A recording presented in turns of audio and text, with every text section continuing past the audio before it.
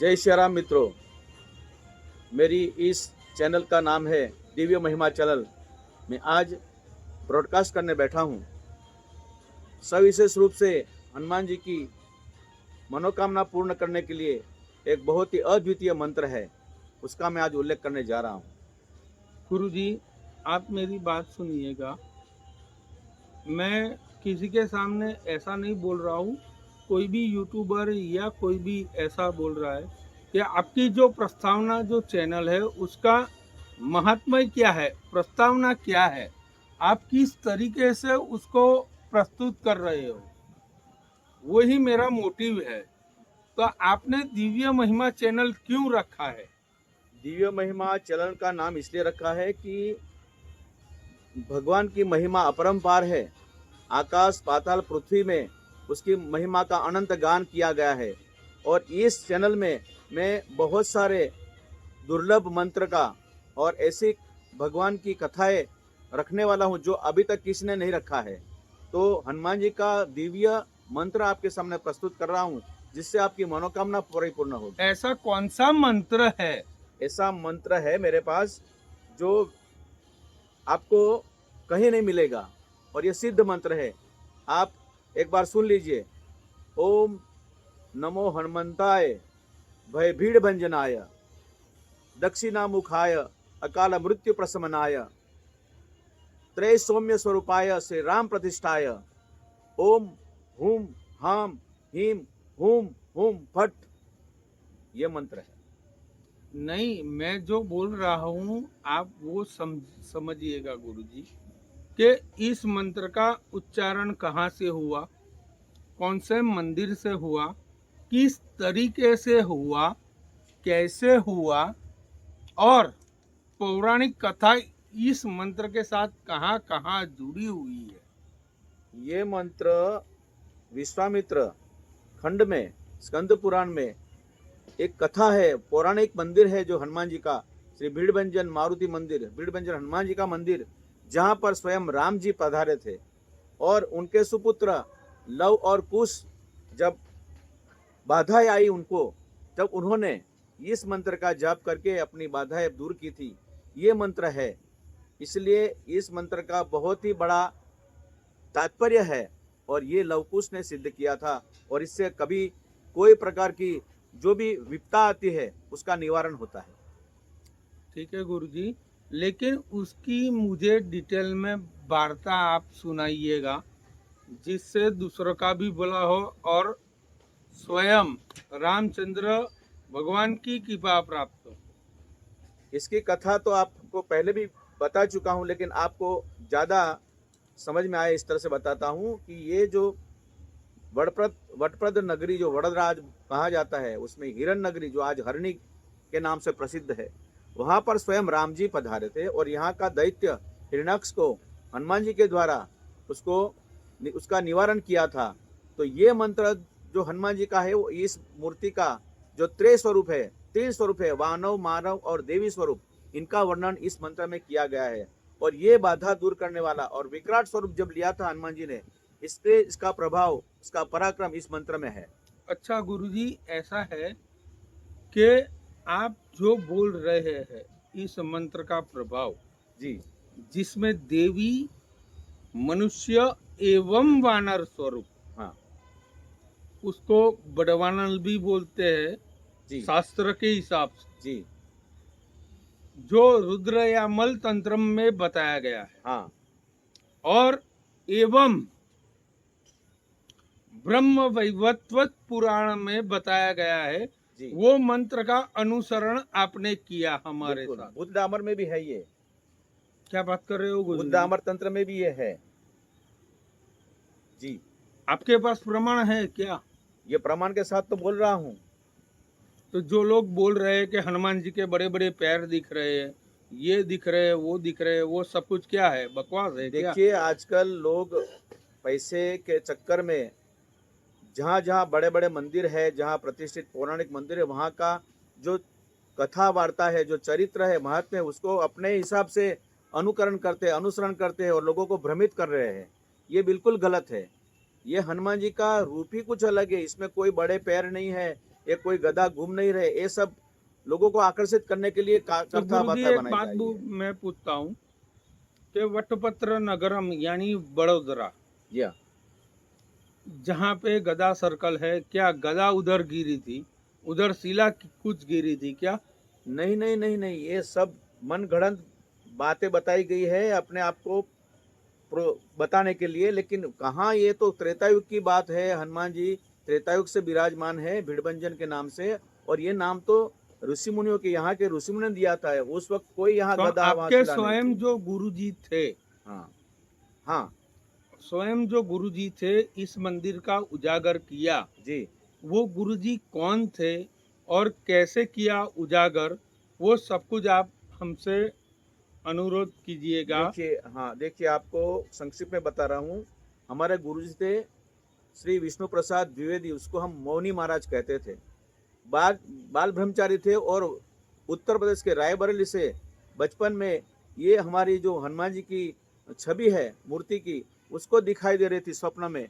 और आते आते उनका यहाँ पर 30 साल हो गया। 30 साल के बाद जब वो मंदिर में दर्शन करने गए, तब वो देखकर वहीं अचंभित हो गए कि यही मूर्ति मेरे स्वप्न में आ रही है। और उसके बाद वहाँ वो स्थिर हो गए, उन्होंने वहाँ शरण लिया, और उन्होंने इस मूर्ति का रहस्य घटपोस्त किया, उजागर किया है कि ये मूर्ति का स्वरूप क्या है, मूर्ति का चमत्कार क्या है, और मूर्ति का महात्म्य क्या है। अच्छा गुरुजी, तो इस मंदिर के अंदर अनंत रहस्य क्या होता है? कि ऐसा क्या करे कि इस मूर्ति के अंदर जो कुछ भी चढ़ाए, जो हनुमान जी महाराज को अर्पण हो। जो बकवास लोग, यूट्यूबर लोग, इंस्टाग्राम से लेके फेसबुक से लेके कुछ भी बोल रहे हैं, हनुमान जी को सबसे ज्यादा प्रिय है भगवान राम का नाम। अगर आप भगवान हनुमान जी के सन्मुख जाकर आप भगवान राम का स्मरण करेंगे, राम का जाप करेंगे, तो भगवान प्रसन्न होते हैं। दूसरे कोई विधि विधान नहीं है। हनुमान जी इतने सौम्य स्वरूप में यहाँ विराजमान है, तो आपकी सभी मनोकामना अगर आप भाव से करते हैं तो होता है। लेकिन इधर उधर की बात फैलाना बिल्कुल गलत है, और आज के जमाने में लोग अपना प्रचार करने के लिए हनुमान जी को बीच में लाके कहाँ से कहाँ बात पहुंचा रहे हैं। अच्छा ऐसा है गुरुजी। बिल्कुल ऐसा है। लेकिन क्या है कि जो सुंदरकांड करते हैं, जी, जो सुंदरकांड करते हैं, सुंदरकांड का मतलब क्या होता है? सुंदरकांड ये हनुमान जी और सीता जी के बीच का संवाद है, और ये तुलसीदास रामचरितमानस में पंचमा सोपान है, पंचमा कांड है, जिसके अंदर हनुमान जी राम के कार्य के लिए प्रस्थापित हो रहे हैं। यहाँ से वो लंका जाकर माता सीता की सुधि लाकर, फिर लंका जलाकर, और वहाँ से चूड़ामणि लाकर सीता जी की चूड़ामणि राम जी को देकर राम जी का विरह दूर करते, वहाँ सीता जी का विरह दूर करते। इसलिए इस सुंदरकांड का महत्व है, हनुमान जी की पराक्रम गाथा है। ये अद्भुत महात्म्य जी ऐसा कोई भी आपको बताने वाला नहीं है, कोई भी यूट्यूबर भी आपके सामने बोलने वाला नहीं है, ना ही कोई भी इंस्टाग्राम वाला बोलेगा तो भी मैं आपका गुलाम होने वाला हूँ। जी बिल्कुल सही है, क्योंकि आजकल ये चल पड़ा है कि मैं इधर उधर उठा के एक अपने मन गढ़ंत बात को प्रस्तुत करके लोगों को भ्रमित नहीं करना। हमारा मोटिव एक ही है कि आप बिल्कुल भगवान के, जो भगवान का महात्मा है, उनके उनके सन्मुख होइए, उनका जानिए, जो जो वास्तविक कथा क्या है वो जानिए आप।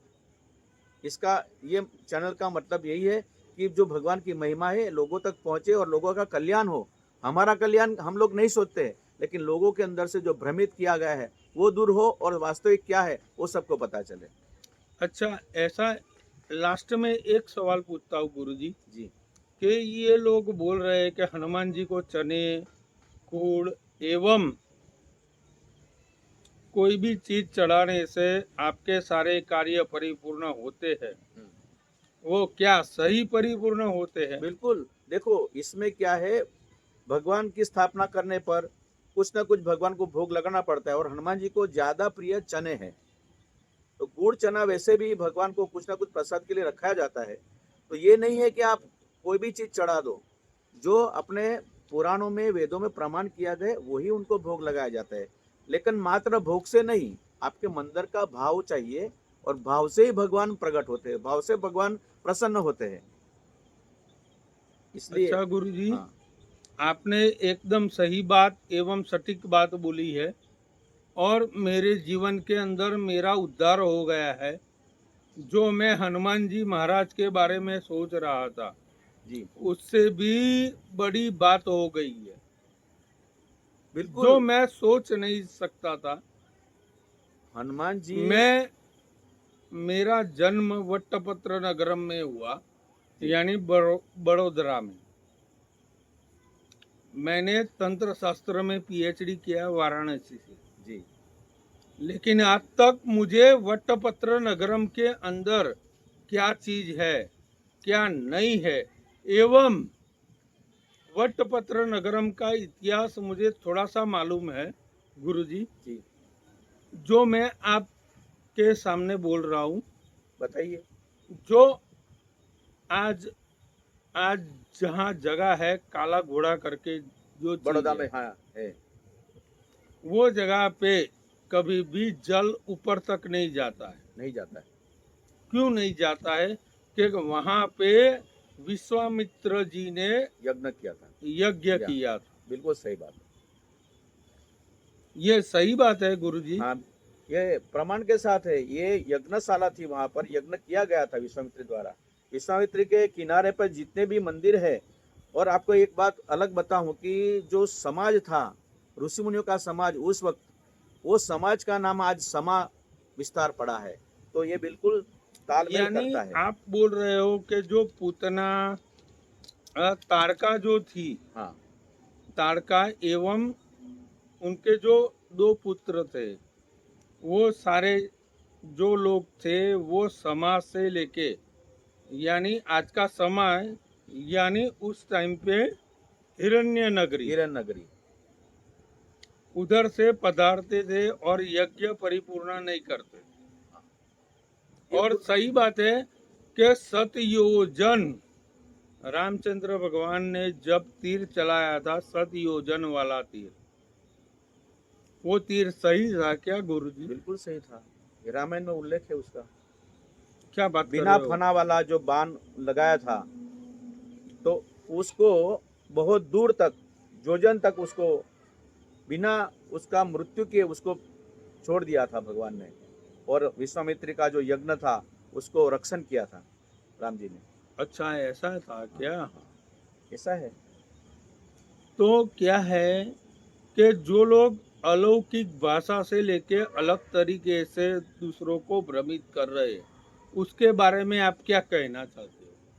मैं पहले भी बता चुका हूँ कि जो जो पौराणिक मंदिर है उनका जो वास्तविक इतिहास है। मैं मंदिर का पुजारी महंत हूँ और मेरे पिताजी हमारे गुरु जिन्होंने मंदिर का इतिहास उजागर किया, मूर्ति का जो रहस्य उजागर किया, हमने सुना है। हमारे पिताजी से सुना है, हमने गुरु से सुना है।